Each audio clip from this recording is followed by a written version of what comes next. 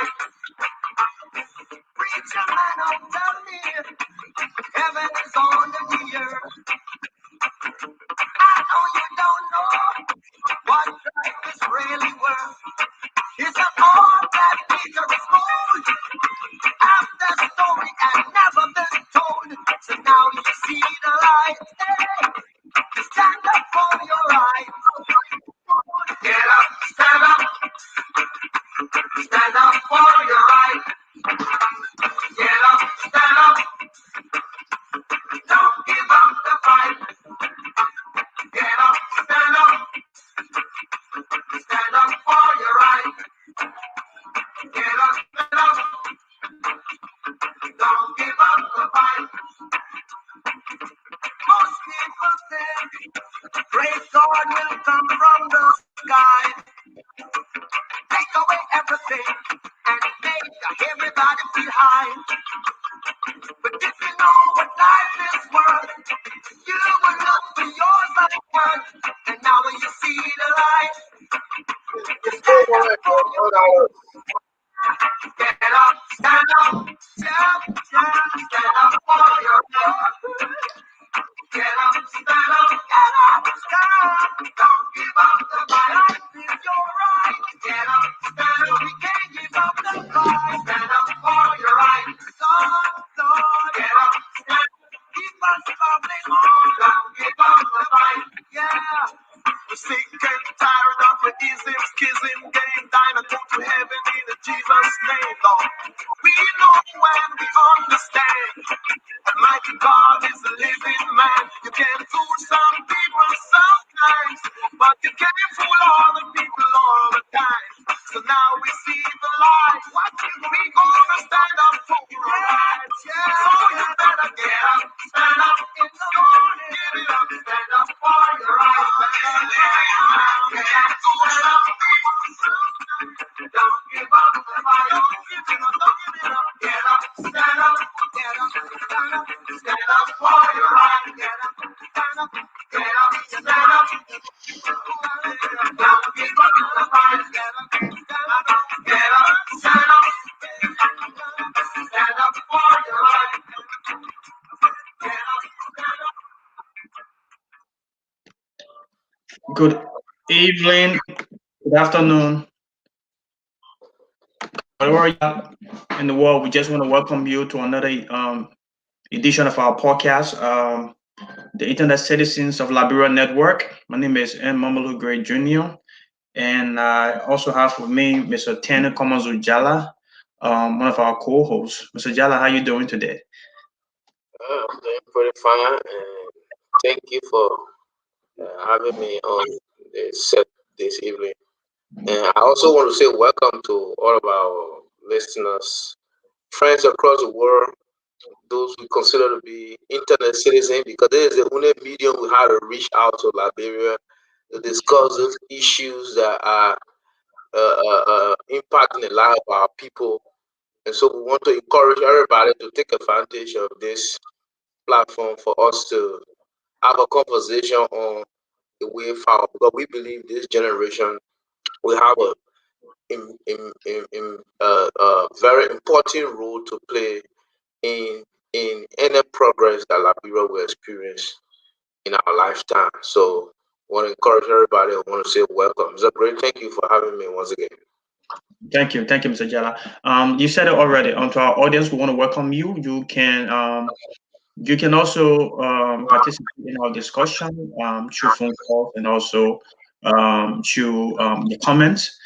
You could post your questions. The numbers are on the screen as well.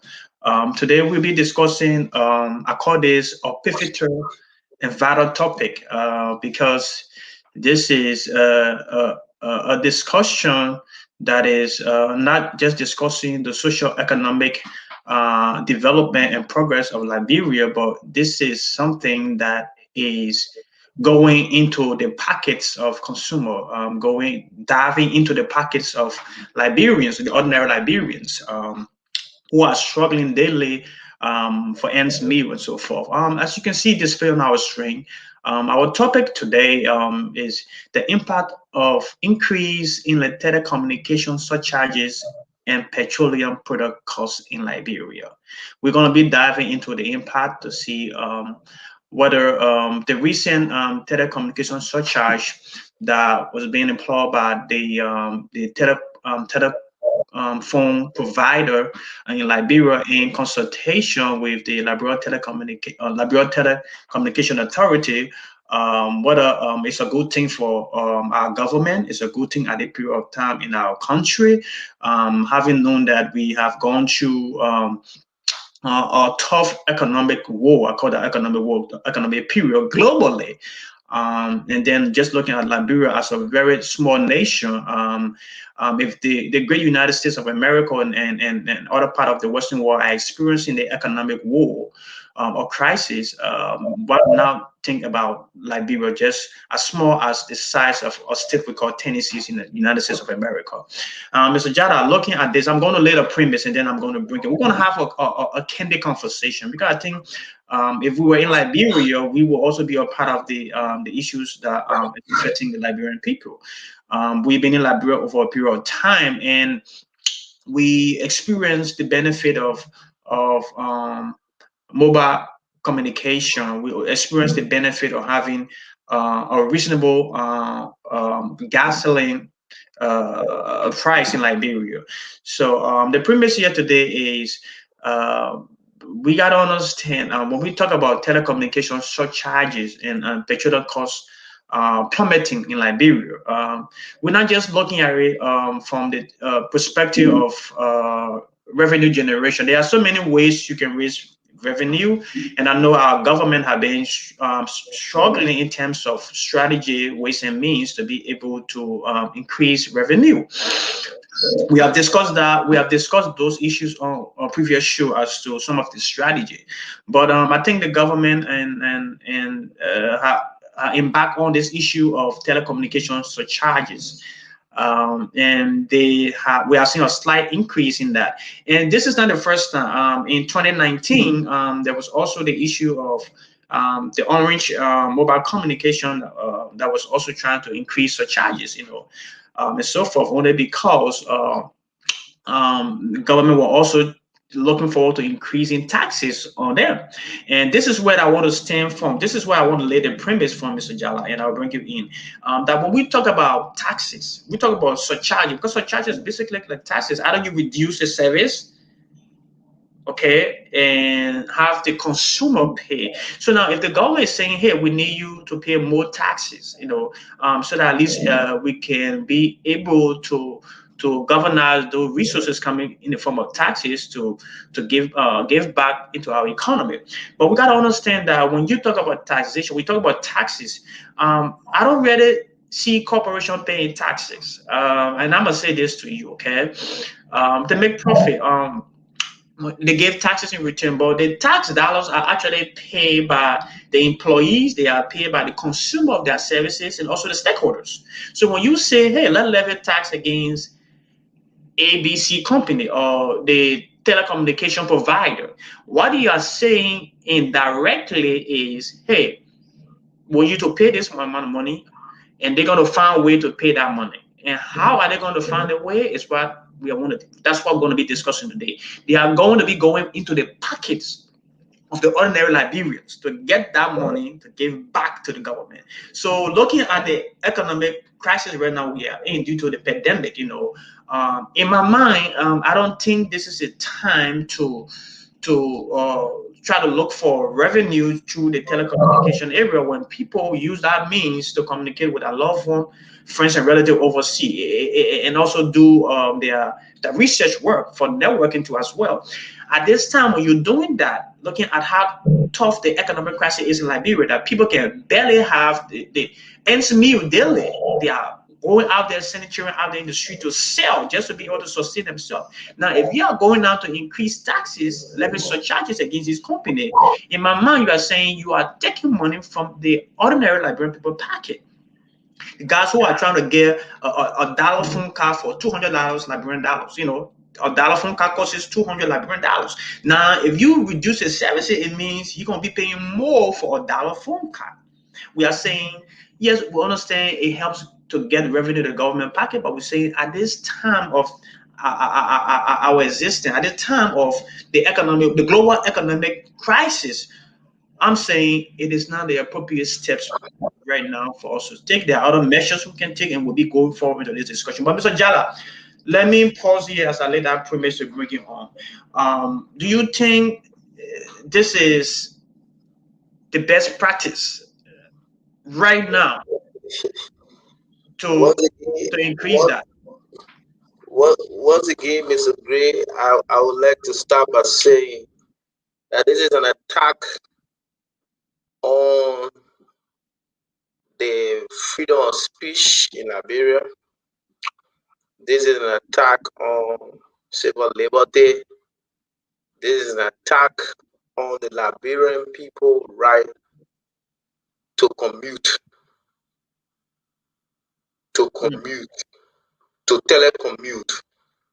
Telecommute is a word that came in existence as a result of people networking from different locations.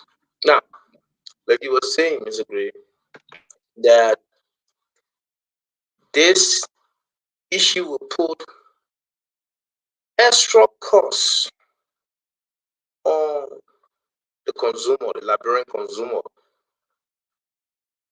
I agree with you, but I can further stress it by saying not only on the Liberian consumer, but indirectly on the diaspora Liberian,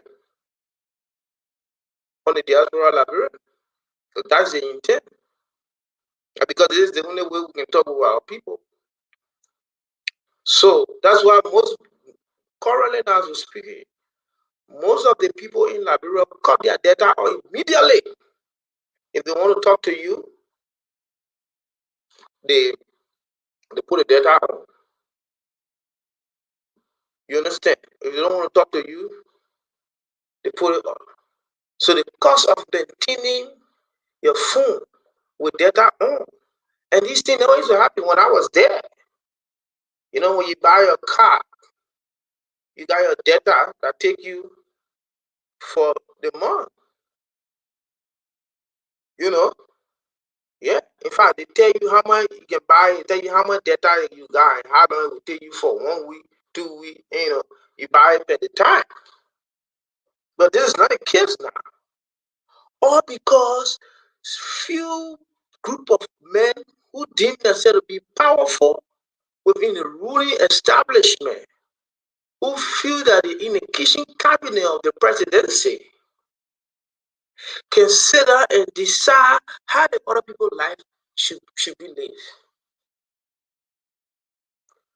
And they impose unnecessary burden on the Liberian consumer, the already suffering Liberian consumer that are impacted by inflation, and that their purchasing power has been lower as a result of the so-called harmonization.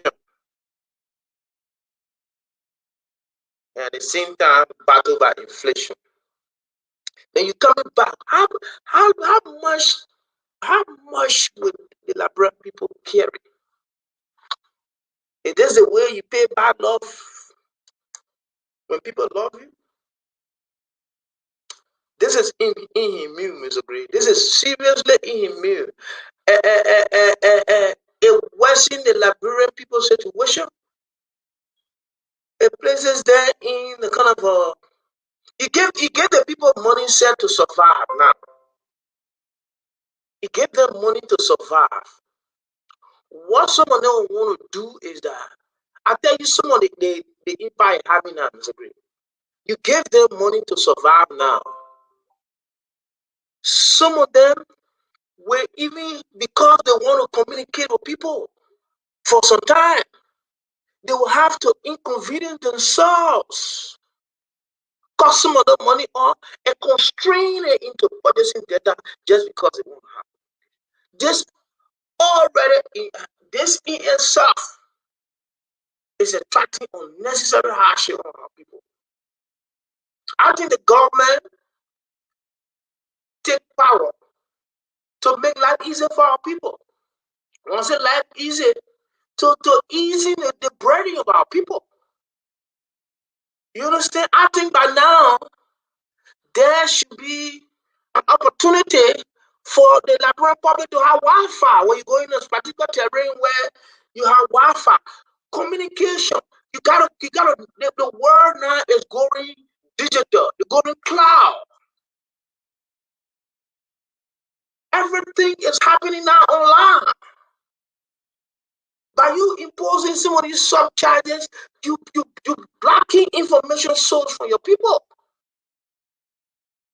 You're trying to impose illiteracy on your people. I don't think this is the right move.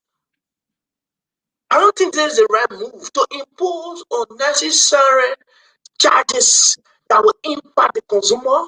No, Mr. President, I said no, I don't agree with that. No, for some financial policy, we look. If we were talking about, look at our per capita income, look at our GDP. If we were talking about a productive citizen rate, where you see people that are up to the task, they can compete with their counterpart, the neighbors. Our institution are up to task. Our education is competing with our neighbors. We're doing as a country, It's not about our side, but how productive we are. We can't even fear ourselves. Majority of the money that goes to that country, that is circulating in that country, comes from the diaspora. Liberia is completely dependent on the diaspora because everything that country needs to survive is imported. Everything is imported. Such a country that you stay imposing unnecessary charges that when you put on the investor or the business establishment, and then nobody would say they establish business just to play fun. They establish business to make profit. As much they may understand that you will impose tax on him, you will make sure you take it from the consumer. Absolutely. And you can't do anything about it because he will show you a book and say you want to take it on a business. So I think some public administrative policy will call for you highlighting the plight of the people in any policy making. This is erroneous. No, let's just forget about the petroleum. We'll come to the petroleum.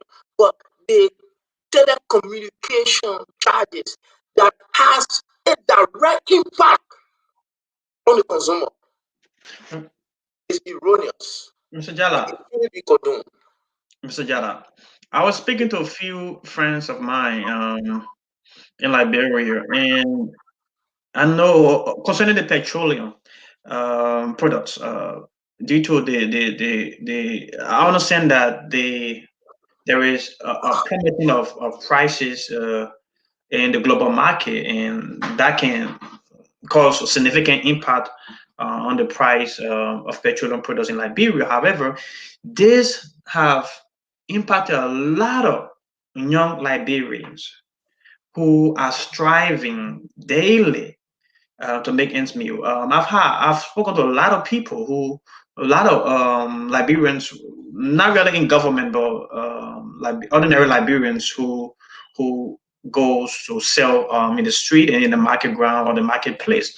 And someone have told me that due to the plummeting in price, they cannot even afford to drive their vehicle from point A to point B. They have literally packed their cars because of this cost, the increase in cost. Like I said, this morning, gasoline in some areas was like around 650 Liberian dollars for a gallon. Which previously was like 610. So there's that drastic increment, and because of these shortages now, it's going to go worse. We're going to see inflation going through the roof, and then on top of that, we're talking about the surcharges, the regulatory fees that is being agreed upon by the LTA and the telephone providers companies. We are saying that as a sound economic as a sound student of economics, let me say this: as a sound student of economics, I don't think too as well. I agree with you that I don't think it was an expedient or wise decision by the LTA to allow that regulatory fee to be imposed on the cell phone provider, like you said, because when in a sound economic decision that you make, you want to look at the pros and the cons. You first got to see, like you said, you got to see who is this tax or this surcharge going to impact. Maybe you say it's going, I'm going to put the charge on the company, but company don't pay taxes. They take money from consumer pockets, and that is what we are finding our face on the decision because it's not going to affect the company. It is going to go into the pockets of the ordinary Liberian who are struggling daily. We are not against levying such charges against on companies and so forth, but we're saying at this time of this global pandemic, at this time that Liberians are struggling, this is one of the worst times in global history. You know what I'm saying? We are saying this is not the time to increase charges on one of the most prudent product, telecommunication. You understand? This is one of the most vast product that almost every other product falls under. It falls under by some means. You got to communicate to even get your products coming into the country. If you're importing product, you got to use communication to be able to talk with business people overseas. You got to be able to talk to your mobile phone to be able to get money or whether through a MoneyGram or whatever it means. You got to use the telecommunication. So you even have some guys who now are even going as far because of the thing that happening now. They are even paying for a meeting. They'll go to the local cell phone company or booth, whatever the case might be, and say, "Hey, listen, I don't have money. I want to have access to calling someone overseas. I can't afford a dollar trash card. So can you just sell me 2 minutes just to say hello to somebody and say, listen, I'm here. I need a couple of dollars. I'm going through tough time." This is how far this has gone to the extent that people cannot afford a dollar scratch card no more. You got to make a decision. Should I pay this amount of money? Should I pay 200 Liberian dollars for a dollar phone card, or should I just take a dollar or maybe 50 Liberian dollars and buy 2 minutes and say hello or say hi or whatever the case might be? But we are saying this is not the time to deprive Liberians from the World Wide Web, the internet. There are so many things, there are so many benefits, there are so many networking that's taking place on the internet that we need to encourage more people. And this strategy, in my mind, Mr. Jada, is not a way of encouragement. This is discouraging people from being a part of the World Wide Web. Yeah, because there's a lot of network going on internationally. People partnering with other people to get things done across. We live in a global world now. So if you would just decrease the people' ability to connect globally, it's an attack on their civil liberty. Yes, I'm going to say something else again, and I'm saying this surcharge is going to be leveled against the floor, right? They are fighting for floor price, and I understand that concept, but I still don't think this is the appropriate time for that. When you look at, I was reading an article that was published by our newspaper, actually, the Internet Citizen Liberia Network, Citizen newspaper, by the way. For those of you guys who are listening to us, you can also follow our online newspaper, the Internet Citizens of Liberia Network.com. Is displayed on the screen as well to follow the recent trends of things happening in Liberia. Now, I'm not going to go. I'm not going to dive in this, but because we are talking about surcharges, we are talking about revenue generation. I'm going to bring this in a little bit, Mr. Jala, and I know you will agree with me on this to some extent, or maybe in totality. Um, do you know that the issue of even real estate taxes have become so much of a drama in Liberia? that our paper reported that the LRA commissioner, Mr. Thomas Nando, issue a circulation to his office was being sent out there concerning public and government officials who are negating, are involved in the act of tax evasion or tax avoidance, of real estate taxes, which he thinks is taking millions of dollars from the covers of government, who also are paying them in return.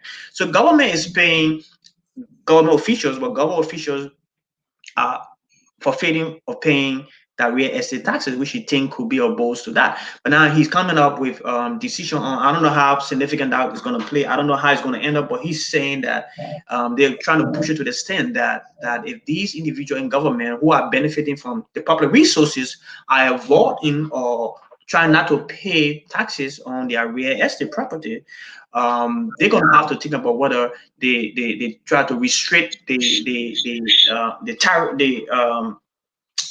certain privileges and rights that they have when it comes to being a government official.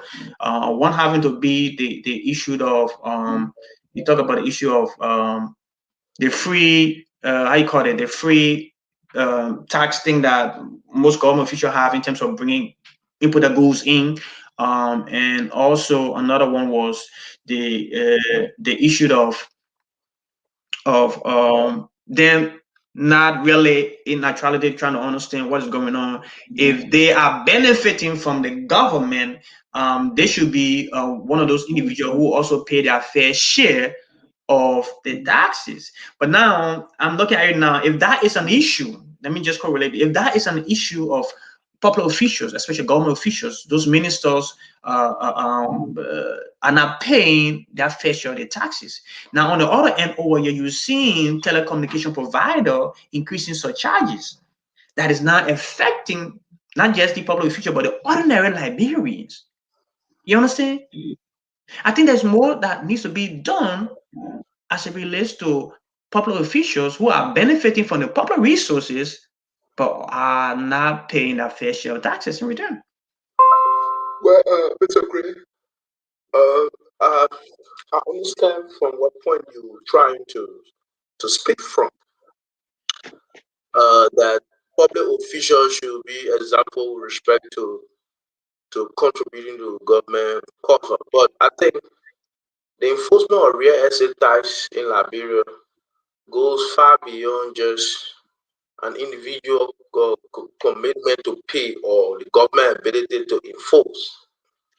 The government ability to enforce will have to do with the government ability to also provide basic social services for property owners, to provide the needed basic social services for property owners.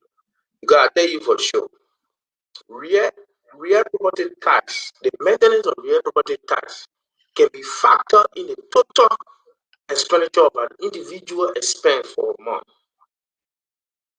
Now, if the cost of maintaining the main basically in the road, water, electricity, can reach to the main house, who you think will take it there? Do you have the face to go stand in front of that man and say, can't pay your real estate tax? So you see, that's why the government, they don't have the legitimacy to enforce. Because the legitimacy will come the legitimacy will come in force when the two parties, when all parties are holding their bargain. You see, when the government is holding a bargain, then she hold it up to accountable to hold theirs. But when the government is not holding theirs, you can hold it up to accountable. So this is where the problem is. So the issue of real estate tax in Liberia is a complicated stuff. I work in that sector for over 15 years and acquire a lot of professional skill there. You know, our audit privilege in our real estate sector.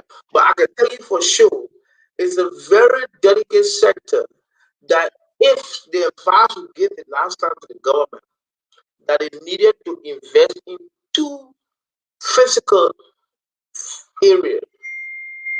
The monetary policy of the country, we need to look at the monetary policy of the country. Is it great? We need to look at the fiscal policy of the country. These two policies will have impact on the economy.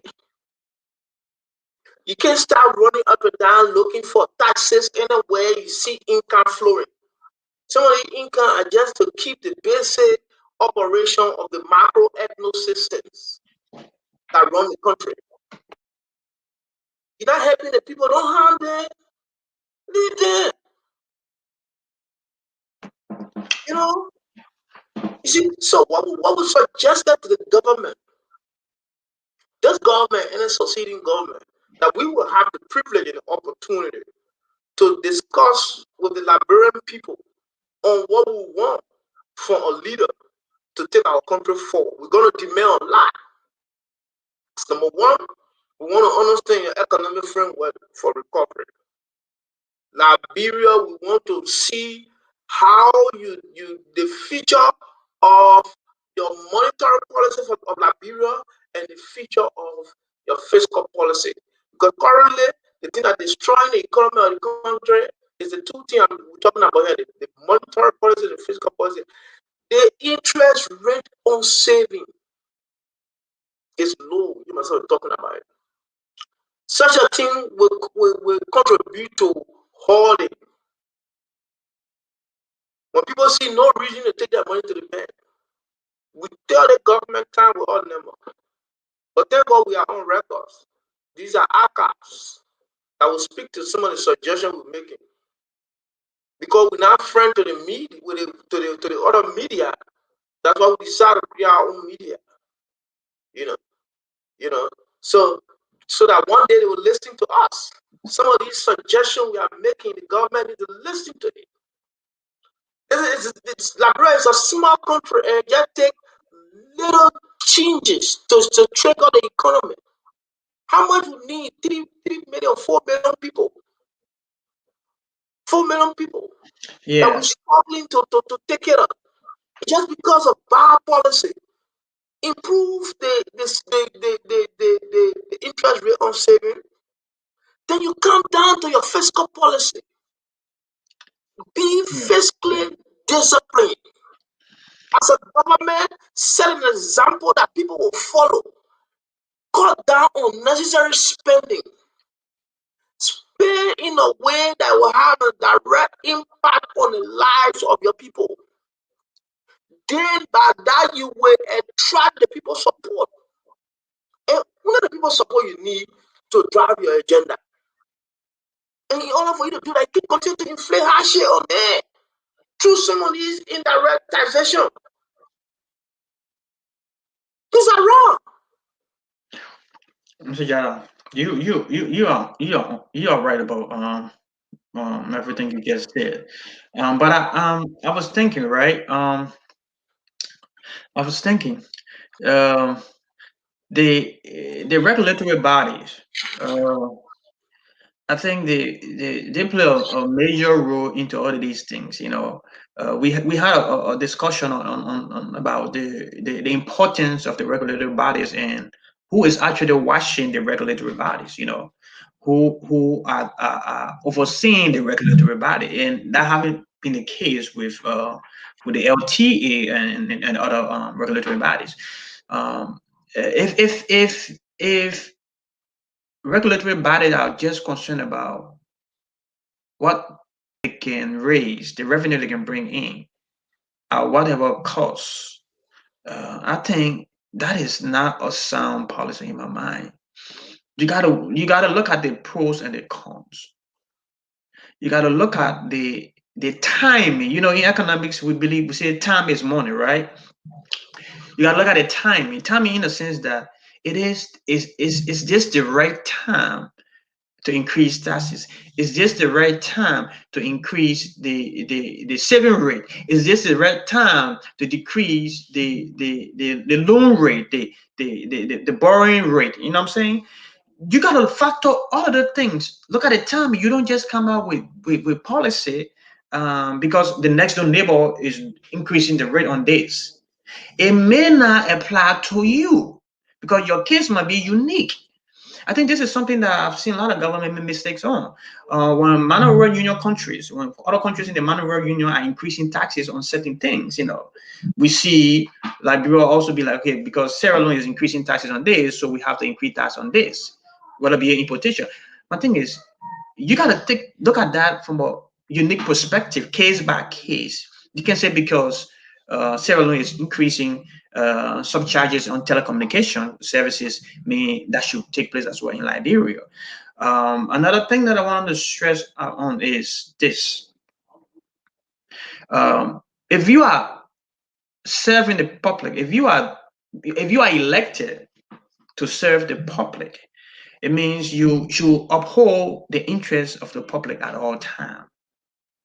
When you're making any decision, God making decision, you gotta factor the public into that decision. How is it going to impact their lives? Is it going to better their lives? And in one of the, I think I followed the a statement made by the LTA commissioner, Madam Paul. She said that this issue of regulatory fee increment is going to benefit both parties. It's going to benefit the telephone provider, and it's going to benefit Liberian people. But I still could not understand where is the benefit of this to the Liberian people? Because when you increase in economic, when you increase taxes on a corporation, trust me, if the price of goods is going up in this country, it is because taxes have been leveled against the corporation or the businesses. That's just common economic. So I was thinking, did they really look at this economic 101 to say, hey, if we increase this right now, these guys are going to increase the services they offer to Liberian people? Because if you ask that basic question instead of being too analytical, then you understand the impact of the decision that was being made. You understand? So now we trying to establish a partnership with other individuals in Liberia to give back in so many ways. Now it's a strain now with the terms of maybe the communication. It's a string. There's a string attached now. People cannot even come on, because now they think about our meanings. Well, you even got a guest on to discuss issue relevant to the life of our people. They are looking at the time they have to stay on because of meanings. Everybody trying to be more. People want to help Liberia now. They want to help Liberians. They want to talk to people back home, but the people over there, when you're talking, oh, you guys send me that out. The money coming from the phone. How you treat our people like that? You reduce them to ordinary beggar because they have to just survive now, and this is not right. I think the leaders need to look at the people's interest and see how best the policies can be designed to better the lives of the people. They do always keep them in abject poverty and deprivation. I would suggest something on the show. I think we did that in other segment before. I think we mentioned something about fiscal discipline, right? Mm-hmm. Yeah, we mentioned something about fiscal discipline. When you are not fiscally disciplined, then it means you try to find more money. When you're not disciplined, when you even get more money, you still spend the money you have unnecessarily, and you still be looking for more money, right? So I think our government has to be fiscally disciplined. We gotta work and live within our means, our revenue. We can't keep stretching out our our needs and then at the same time try to stress out our revenue intake when our revenue is at this point. Now we got partners overseas who are also contributing to our revenue, to our budget. You know what I'm saying? Our annual budget and so forth like that. At what point in time will we try to start to balance the thing out to win ourselves from international support to our budget? You know what I'm saying? I know we are decent away, but this is something we need to start thinking on. This is something we need to start studying. This is something we need to start analyzing. How are we going to be able to do this?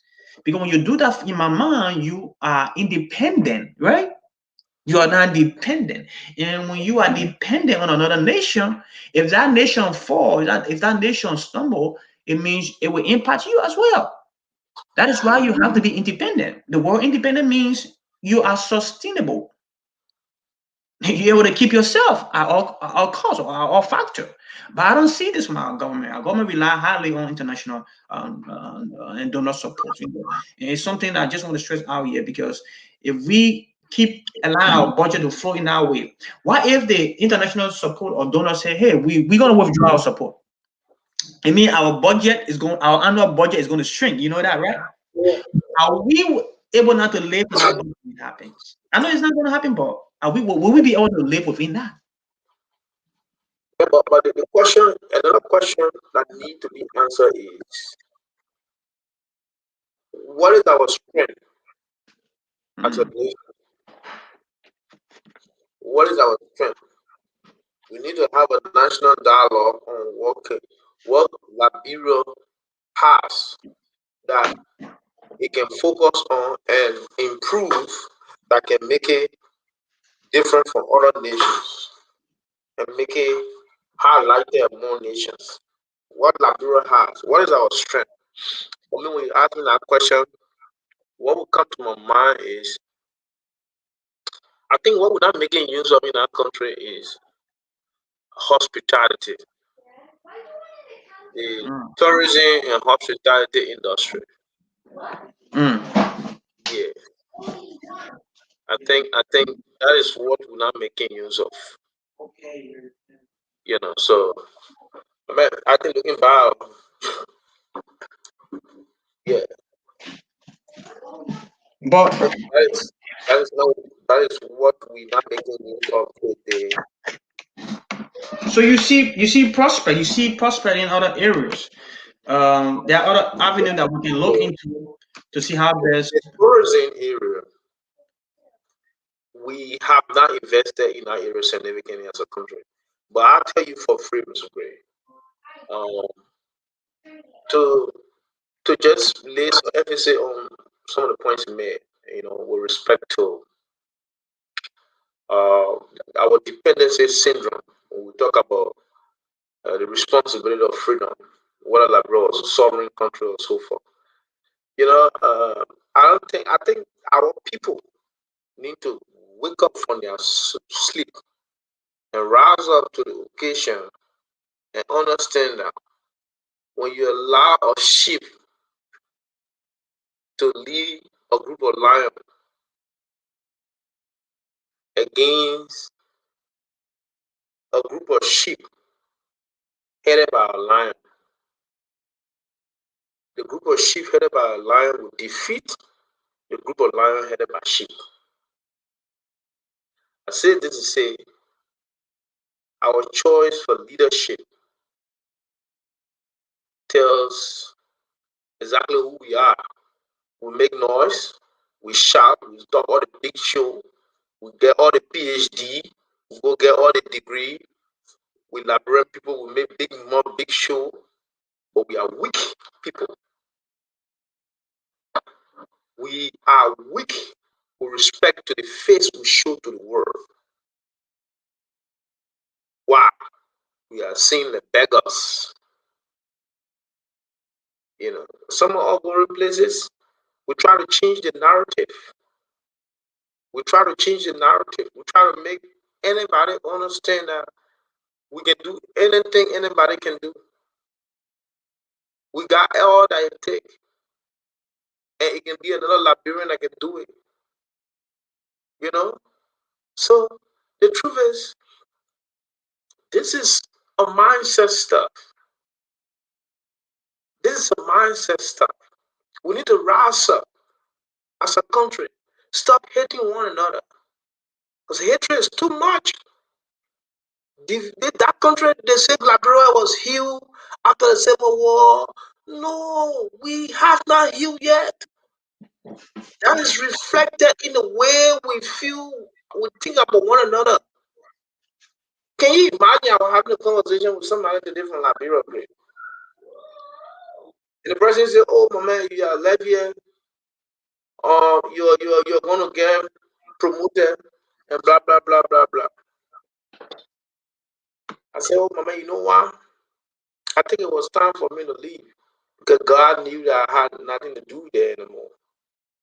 I said, I think it was time for me to leave. I said, but one thing I noticed in Liberia, we are destroying one another out of envy. And we going destroying one another with our mouths, crippling opportunities. Because you don't know the man what you destroy today to the next person could be the one who will provide you opportunity for tomorrow. You understand? You don't know. So our country, some of these small vices, we need to take care of it. We need to just overcome it. We need to think about the bigger picture. We need to think about the next generation. We need to start kind of petty envy, jealousy, strife. Look, you don't understand that we are all Liberians. The issue of tribe, I told you we're discussing tribalism. And the reason why I'm coming with this kind of background conversation is because when you have a society that is dislocated from the foundation, the issue of nation or nationalism, they need Liberia that all back, but they were born. For it to be highlighted, it can be very hard. We'll just be called Liberian just by name, but we will not get nothing to show to the rest of the world that we are a group of people who were able to achieve certain things. So we need to establish a nation that is void of hating one another, and that will show in the way we choose the leader that govern us. The leader that will be compassionate, a leader that will not sit down and feel happy to see poor people kids on the street hawking mineral water bag and selling banana during school going out. No leader. I would never, to God, everything I'm looking for. I can't hear Liberia and sit in our country and see people kiss on the street during school going out while my kids are going to school. And then I call myself a Liberian man and I patriotic and I love the country. And all the budget is in my hand, I decide how I spend it. I see some of the reason why people say third time the country was sweet. I see now because probably he forgot about the thing they call development. He just let people enjoy and have everything free. Right? So the people in the country were good. They don't have a problem with anything. But meanwhile, he was not a visionary. Because he was a visionary who still divided the country. Yeah, I agree. But you see, when you got people who think like a country is like a farm, it's a personal belonging. You treat it as it is. You don't even think about you're not even thinking about zonal structure put in place or no. You just put your house anywhere you want to put it. It's my farm. I have a farm, a owner of a farm, so I put my house anywhere I want to put my house. My house is laid anywhere out. It's my farm. Nobody coming to drive between my farm and so forth like that. I'll go there.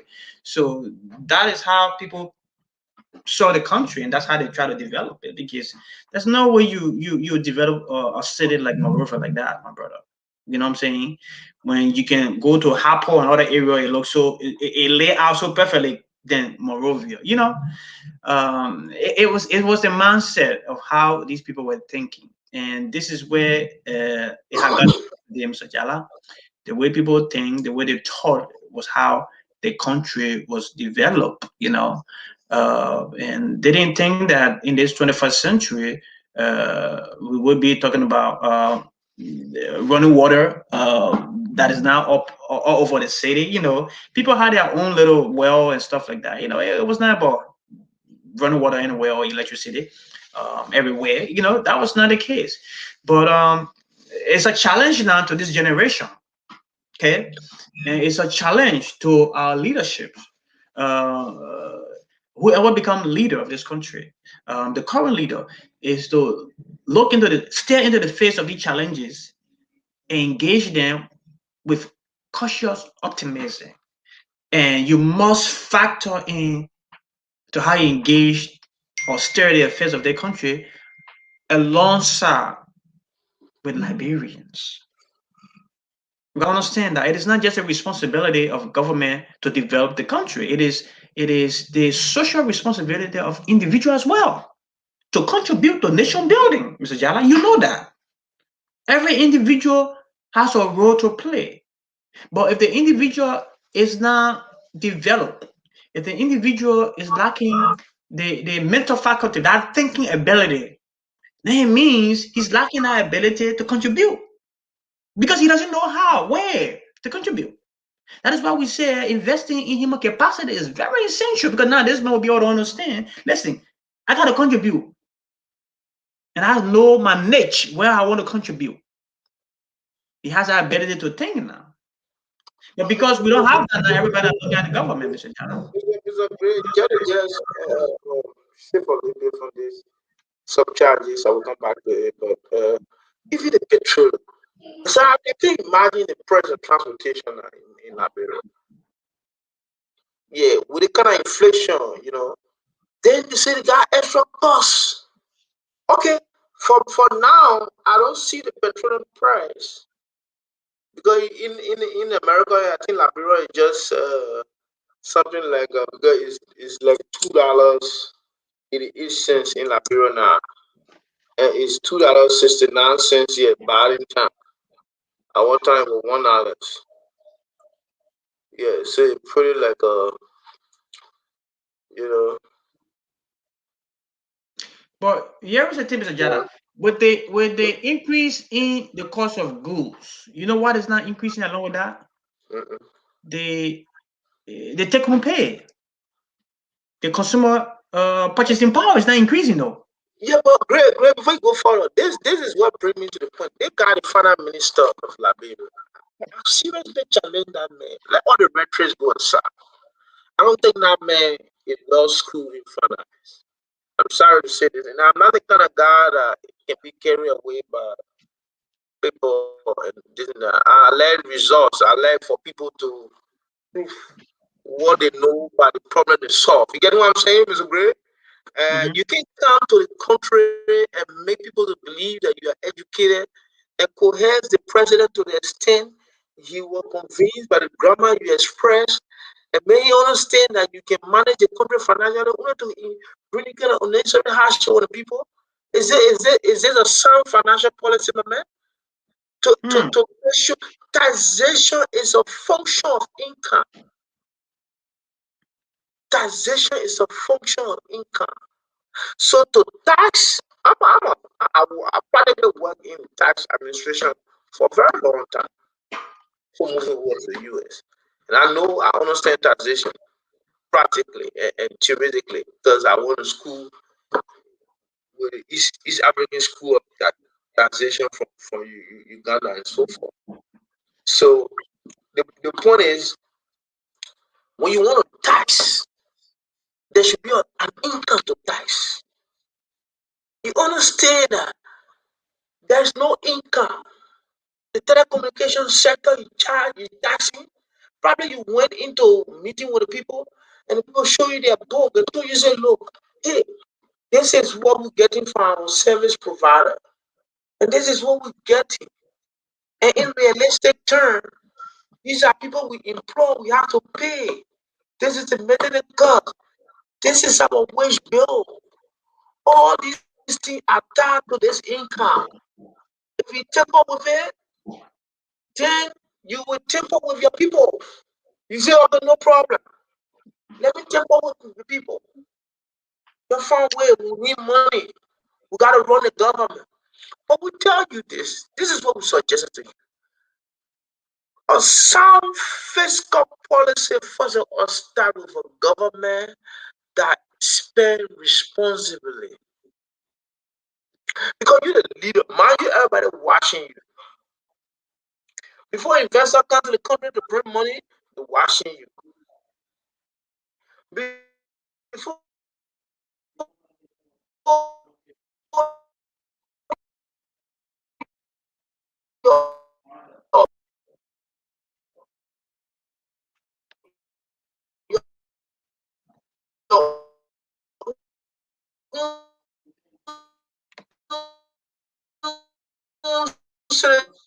Mr. Jala, you there? Can you hear me? To our network. The network is becoming we are sorry with the network. The network is becoming on government, but we on course with it. We are sorry. Back to what we was. You know, and these things are very not sound enough. If I would suggest to the to do that, the government itself will have to invest in the economy to create income. You're not even doing that. You understand? You have to create. So, in fact, in some country, let a country and think the government can give money to business to business establishment to just keep people on payroll.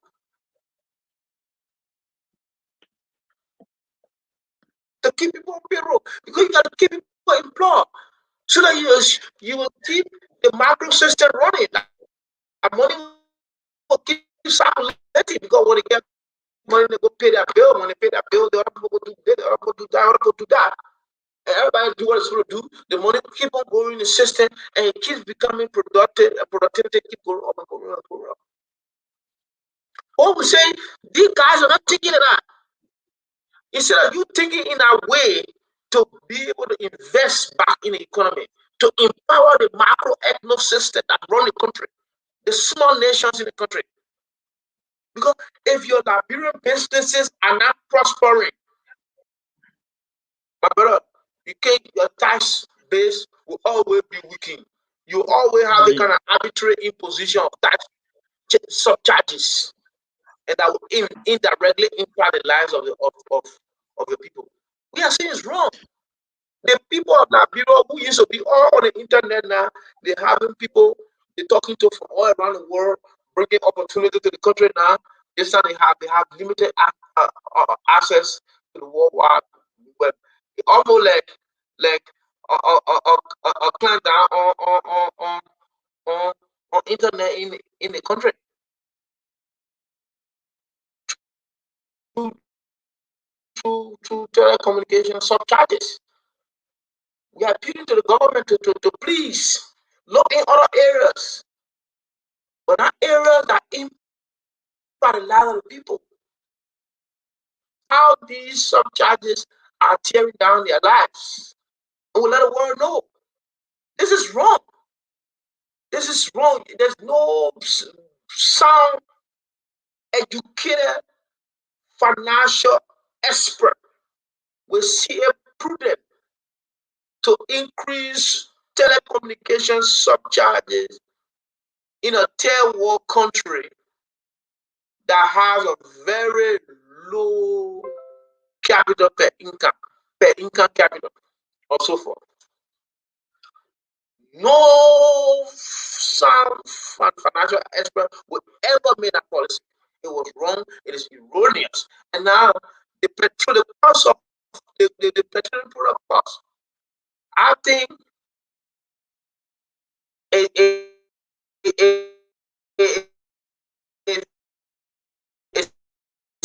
seems to be better. I don't care because this guy was $2, almost like $3. The petroleum product in Liberia. What was the price in Ghana? Because the one I got from online said it was $2.88. Yeah, in Liberian dollars. In Liberian dollars, it was $6.50 in some areas. Yeah, $50. Are you hearing me? In Liberian dollars, it was $650. But that is concerning, because 650. Yeah, $6.50 Liberian dollars. So when you convert that, well, what's the rate? It's 200, right? At what rate? Oh When you do that, God, but then $3.50 or something like that. yeah, it's up. Yeah, what's up? Almost $4 for gas in Liberia. Yeah, that's what I say. Initially, I said a lot of young people are parking their cars now. And they rather jump on the keke, or on a motorbike to get to work because they cannot afford that. If you live in Pennsville, in the Pennsville Bell area, you got to come to Central Monrovia to work every day. You can't afford that. You probably burn a gallon for probably 2 days. You can't afford 650. Especially you're not taking pay on time if you work in the public sector as a civil servant. You can't afford that. So I know a lot of people who are parked that vehicle and they are just jumping on the public transportation to get to work. But that is um, it's something that's going to strangle the economy. And that's happening. It's going to be a difficult thing because now that alone is reducing people purchasing power. You understand? It's reducing that purchasing power because now they cannot afford that extra dollars. So now they will have a cut back to even go to the market. When they go to the market to spend, they will be very wise in spending. They don't want to spend much. So a lot of people are going to be eating what we call dry rice in Liberia nowadays, just to be able to take that family for over a period of time, to have something to eat. That is not a good thing. So we want to encourage the government, to really look. It's a great. It looked like it will impact other sector too as well because if the man will have to cut down other things, he will cut down his Yeah, beer money, he will cut down his movement, and so I don't know how the society is like. It's a stagnant society economically. yeah, it's going to. It's definitely going to impact other sector because now the small the petty businesses, right? They look up to a lot of the ordinary Liberians to visit their store down water side often to buy the products. Now, the man cannot afford for gasoline. He cut them back. Now, with telecommunication surcharges, he also taking a few dollars from his pocket. Now, he if he was going to the market ground twice a week, he probably might have to reduce that once a week because of the price now. And now the man who's even having the small business, the petty business, because of this increasing surcharges and petroleum product, will also want to step his price of goods up to be able to make up for that as well. You understand? So it's also going to impact the ordinary person. Everybody's going to have to increase the price. That's why you see petroleum product now, gasoline is at 650. But everybody trying to compensate for themselves to pay that extra fees, which is not a good thing for our economy. It's not a good thing. I think we just got to practice being more disciplined, on aspect, Yeah, like I was also saying with respect to physical discipline, I think the government will have to take the lead. And they talk about harmonizing pay. The harmonization was not the best way to to to adjust uh, the income or to adjust the economy. I don't think that was the best approach, and the finance minister failed miserably. But I don't think the president has seen some of the consequences of the finance minister action. I think you'll see it later because after harmonizing the people's salary, which should not have done in the first place, I think what he should have done, let any economic can tell me say wrong, is number one to increase income tax. Increase income tax. So when you increase income tax, it's proportional, right? Yes, income Because tax proportional. Yeah, they get brackets. So the man making 10,000 be the more money but you make. that's what we're recommending, Mr. Jada. Last year we're saying there should be a bracket. It shouldn't be a flat rate. It shouldn't be. That was wrong. You see, just leave it. The men are making more money, leave it. Get an income rate, do it in a progressive manner. Set a bracket, if people are making low from this time to this time, you're not paying tax. You're making from the amount to the amount, you're not paying. You're making from the amount above, you pay when you For the above, you pay the one. For the above, you pay the one. You do it in a progressive tax prorating. You understand? Absolutely. But it will come back indirectly. But what will happen now, when it comes to you, it will come to taxation because it will be accounted for. It will be reporting.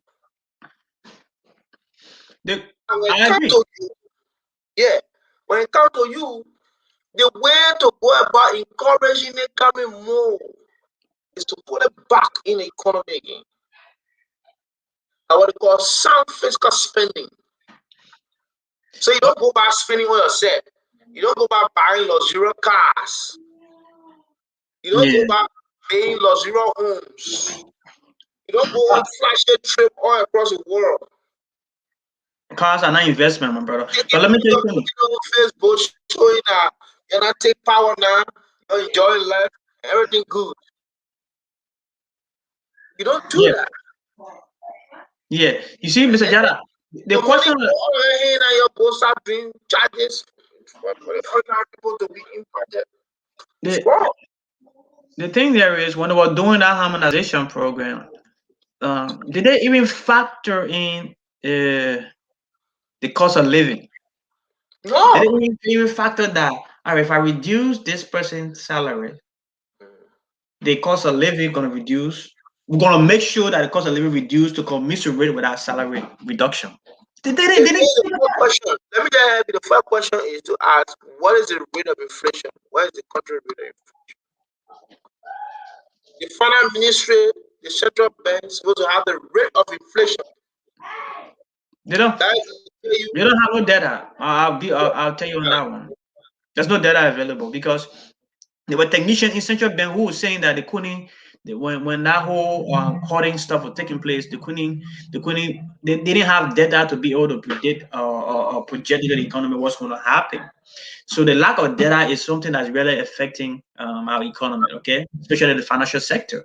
You need data to be able to analyze and then make a projection as to how you're going to go about using policy decision to stimulate the economy. You understand? So if you don't have the data, it becomes a problem. We don't have data in our country. I'm gonna be frank with you. And the reason why I tell you that data on paper is not data, my brother. we have not gone to the stage of digitalization in Liberia. You understand? So when you ask me for data, you're gonna go bring a whole lot of paperwork to you. You're not gonna be able to look through that. You know what I'm saying? You're not gonna be able to look through that. So we're making things more difficult for us. It's still operating in a manual environment where they're using paper and pen.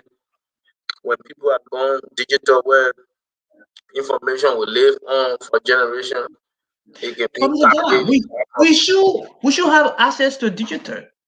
And the reason I'm telling that for the first time in history where we have had other than this constant increase in surcharges here and there, telecommunication now is affordable. You understand? It's in the hands of ordinary Liberians. Don't say affordable, say accessible. Yeah, let me retract that. It's in the hands. It's available. Let me say that it's available. And if there's anyone that can take advantage of this, would be the government, right? The government should be able to take advantage of this to be to digitize her system.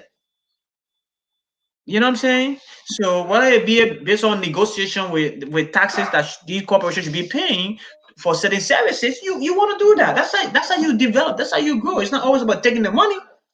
If you take the money and you can better yourself, what good it is. Sometimes you say, you know what? What is the tax that you're supposed to be paying for this quarter? If it's going to be this, we're looking to enhance our services in the area. Can we trade off in this? You know what I'm saying? You better your stuff like that. This is a simple thing. If you, the government, will be responsible,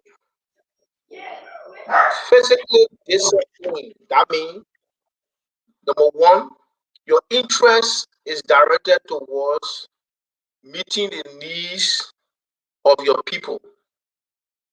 Your interest is directed towards meeting the needs of your people.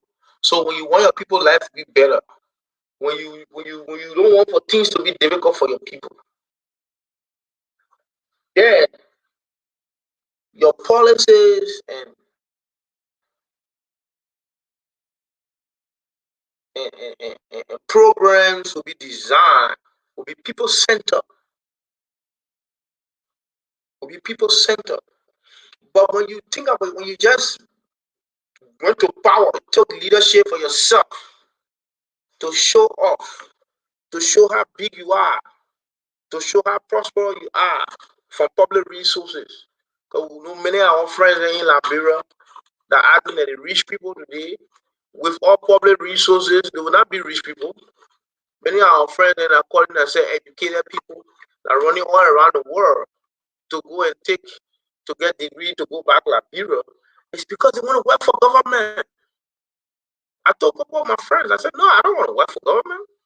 I think if I can leave the sector that I'm supposed to contribute to and the people see the need that I can, I mean, if I move on, I should move on with life and try to see whether my life can make sense in other areas and make an impact. I don't necessarily have to work over there. I can impact my country in other areas. I'm moving on. We have to have the mindset, Mr. Green, that we owe it to make that country what it is. Each and every one of us. Nobody will do it for us, but we Liberians. We are the ones who will develop that country. And so we have to stop fighting one another. We have to stop the envy. We have to stop the jealousy. We have to stop the naysay, the lie. We have to stop the assumptions. Assumptions is one of the things that continue to destroy us.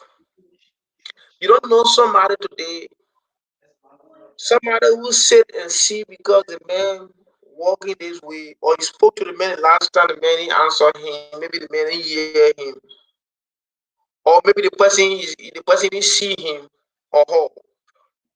He assumed that the person don't want to talk to them.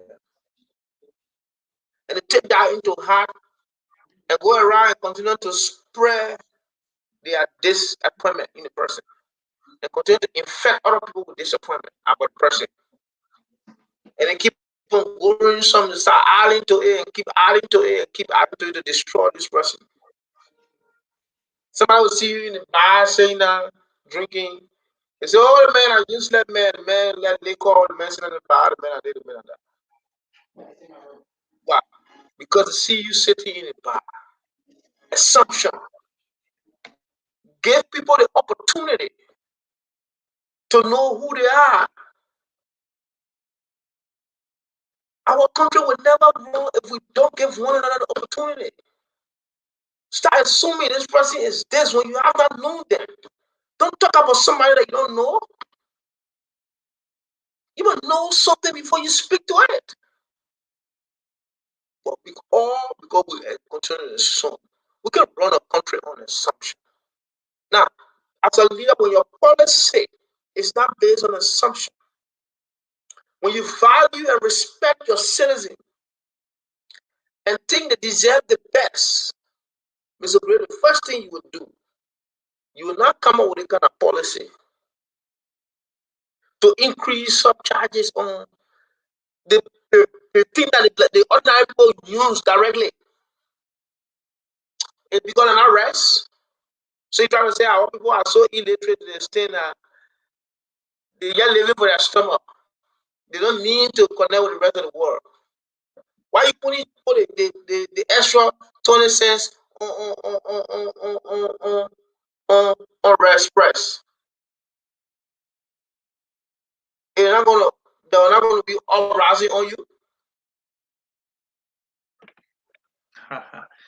That's interesting because a lot of, like Mr. Jala, a lot of Liberians. This decision is not sitting well with them. I'll be very frank with you. Because they feel like it's a plot. Uh, to reduce the level of network connectivity with other people around the globe. Uh, Especially those who are lobbying for partners overseas in the diaspora, and vice versa. Now that you call your relative back home, we used to call often, and people phone line was already open. Now people out there online, and it's just troubling. I don't know where we're heading, but it is troubling for a lot of us. And we just want to appeal to the government when you're making policy decisions of such nature. You want to know who really is going to impact.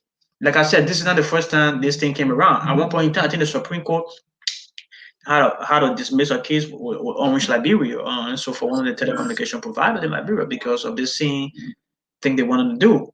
You know, so they are saying that our revenue is decreasing. That was one of the reasons they gave. The LTA gave that reason that they noticed that the telecommunication being one of the most superb area globally, revenue is reducing in Liberia. And I'm yet to understand that how is it reducing though? That bring me to say nothing reducing. The problem in the telecommunication sector is the fact that it has been tightly monopolized, partially monopolized. Is that right there?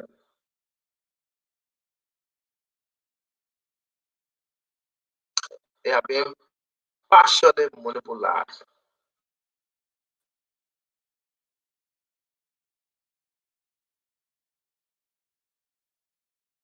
This is to say, you look at a few companies that can carry on telecommunication business in Liberia. The other ones, they strangulate them and they almost close them down. You only got a few companies that can carry on telecommunication activity in Liberia. The other ones, shut it down. If you break the monopoly and open it up to all the companies in West Africa, everyone say you come the market. The way they broke the monopoly over DSTV or Siemens Firma and Sako and all people started coming. Eh?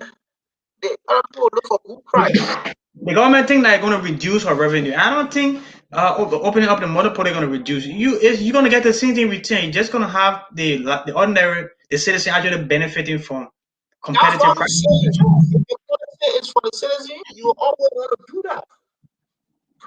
But you don't want the citizen. At the end of the day, your policy always impact them negatively. You see what's going on now? The people are the victim. And the situation, it has, Mr. President, the president doesn't know that those guys then will just take money and run away from that country. Take my word. At the end of the day, you guys will just enrich yourselves. When you have a one-term running and leave that country, and that would be wrong for the president. The president got who had for the country. He loved people, but I don't know why people around him will be so deceptive. He lied to the president. The people try to make him a politician, and the president is not really a politician. When he tried to become a politician, this is where the problem goes wrong. This is where the problem comes in. Because a president, you're not a politician. You're not. He's operating on deception. Yes. You're not a politician. You are a citizen. You are a professional. The president got people that swear, Mangay. Now call their name because he got a public figure. He got people that swear, Mangay, and the level of Mr. Twawe. You understand? Who are with them? Who are with him and calling themselves inner circle of the presidency? If these people will only do good for people because they want to be glorified. They want their name to be heard. Because if you really want to do good, you're not making selective to people that you know. You make it to the public, to those that are in need, not only people that you know. But you didn't for people that you know because you're getting, you're going to get a dividend in the future. And that is diabolical. We're not saying that you can't get into power, then you become philanthropic. Let me ask you a question. We were in Liberia, I believe, when the first telephone provider company was established. I don't want to say established, but landed in Liberia. They were the Lone Star Cell, right? Do you remember back then how much a cell phone was and how much cash cards were at the time. I remember yeah. People I believe ordinary people could not have full ordinary people could not have full cell phone at the time. I remember that. You know what I'm saying? Because it was too exorbitant, you know, cost intensive. It was too cost intensive. And then when Cellcom, other people came, I think Leptia Course, there were other names. There were other companies that came in, but they did not succeed. They strangulated them. You remember? They don't sell them. They strangulated them. They had to leave. They closed down. And then Lone Star was there as the only cell phone. That's the monopoly of the market. They monopolized them, right? Nobody could enter easily. When you enter, forget it. They strangulate you. You had to get out. So our people spend all of their money spending $100, $75 for scratch cards. You know what I'm saying? At a time. That went for a long period of time. And then finally we have Cellcom coming in. Having operating phone technology, excitement of technology, you know, all kind of things. So our people will go for those who have money, you know, go for But anything. I'm saying this, Mr. Jada, because I'm saying when Cellcom came in, there was a change. Because now there was a strong competitor in the market, right? So now you start seeing the access of the process of Liberian owning cell phone now was very, very affordable at the time. Now it opened up, you know what I'm saying? So why can't we open up more? That's the question. Why can't we open up more? Why should it just be restricted just the two? If we really want the Liberians to benefit from this, we gotta open up more. How many self? I don't like to look at the case of Liberia and compare it to America, okay? But we have over thousands of different carriers in this country. You know what I'm saying? You can decide where you want to go to, you know. So we should be able to. Our people should be able to benefit from that. There are a lot of other companies in Sierra Leone, in Guinea, in Ghana. Don't tell me that they're not willing to come to Liberia or come into that space or into that market. They want to come to that market. And if they do come to the market, it's going to benefit our people. It's going to benefit them. But why? This is where the lobbying comes in. This is where people try to monopolize stuff. Like why do we only have Semeco as the only company of bringing cement to the country? Like why? Why?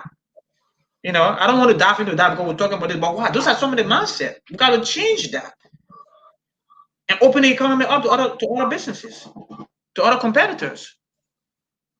And that is the same thing with our government. That is the same thing with the public sector. They are afraid of competition too. People in government don't think that the sector should be open up to other Liberians. You know what I'm saying? Be in the diaspora, whatever the case might be.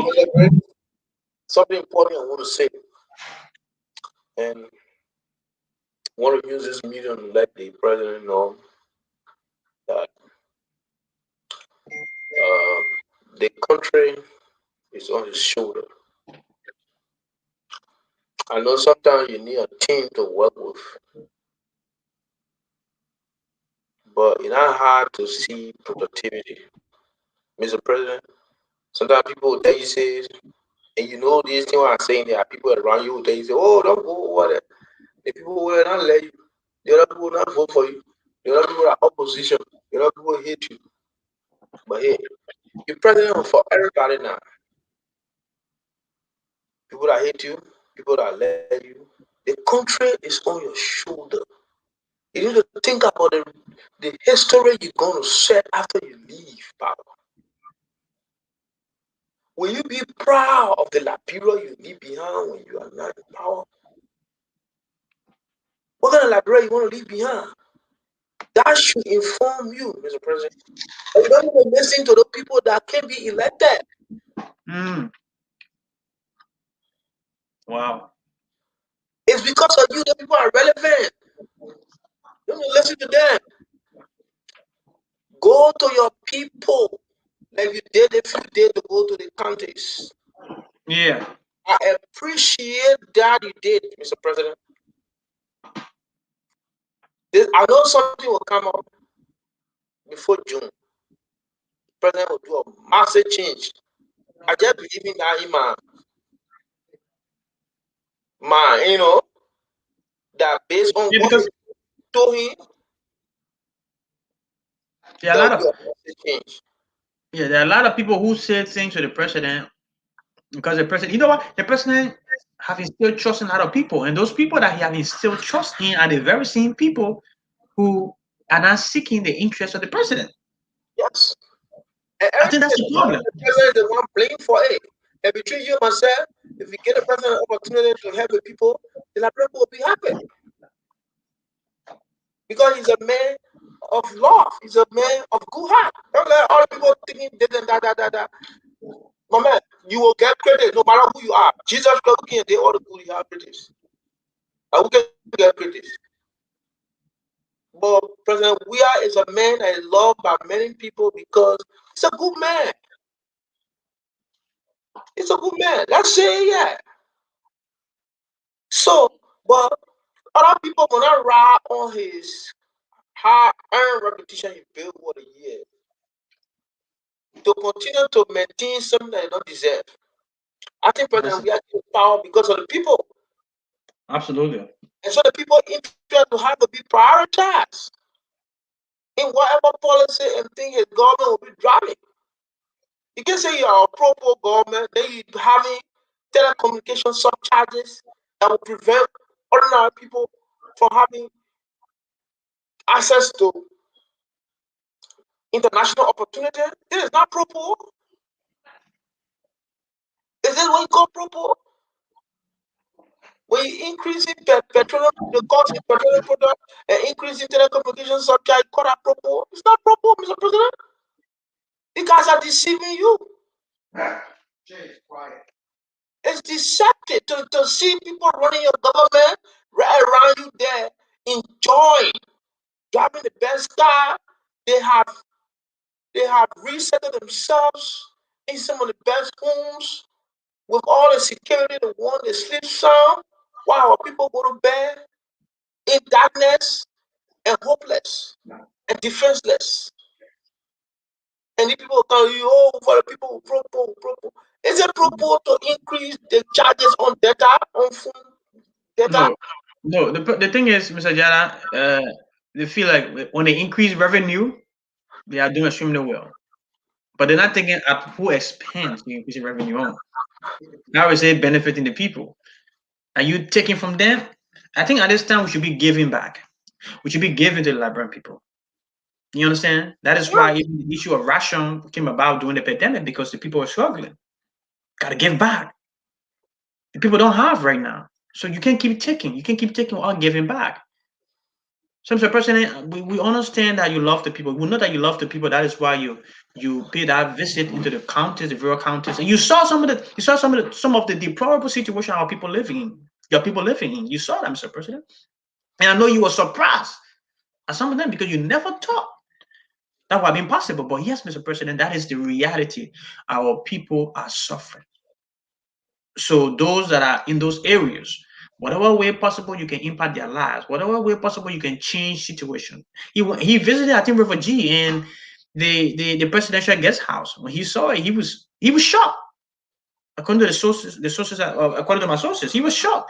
And he ordered them to break it down and rebuild it. That was just one area, though. You know what I'm saying? So they're telling you that people are saying stuff that the people who are in the president are just saying the good things. They're not telling you what really is happening, what is transpiring on the ground. So the president says, you know what? This is not a good thing. Maybe we need to change this. That is a very same thing that's happening at the governmental level. Huh? What the president really not look at telecommunication surcharge and petroleum and the impact on the Liberian people? If you really see the consequences, he will If reverse you, it. if you just tell the, if you just tell the president say this want to bring in revenue for us, right? And not Yeah. talking about the implication on the lives of other people. Everybody want revenue. We need revenue to go ahead with our infrastructure development project. You know, everybody want that. But how is it affecting the people? You know what I'm saying? Because if you tell him that, he will tell you, say no. But if you want to selling the idea that it's going to raise revenue, we raise this amount of money for the cover, and then we can spend it in this area. You know, it's a good thing. The mistake the president making is development can force it on people. That's With another develop, thing. we gotta develop. The people gotta develop with you progressively. That means you say you gotta put in the position to be able to drive the development agenda. Get forced on them when not in the position to handle it. So, Mr. Gray, it was great being with you on. We had an awesome discussion. I want to tell our audience thank you. Yeah. Yes, you said it all. Again, we just want to remind our audience to watch out probably before the month end or early next month about the partnership program with Liberia, CSO Anti-Corruption Coalition, and our organization in partnering to have what we call the Citizen Voice Anti-Corruption Forum, wherein the voices of the ordinary citizens, those in the market ground, those selling the streets, just voices will be heard on the issue of corruption in government, in the marketplaces, in the street, and so forth like that. We just want to be able to amplify their voices, and we hope that that will serve as a vital point for our president and to look at those questions and those answers coming from Liberian people to be able to address some of and include that into his policy framework to address some of the issues affecting our people's lives. So we will keep you on a standby for that. The moment we go live with that, we'll notify you guys as well.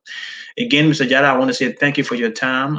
To our listener audience, we say thank you, and we will see you next Tuesday. Have a weekend.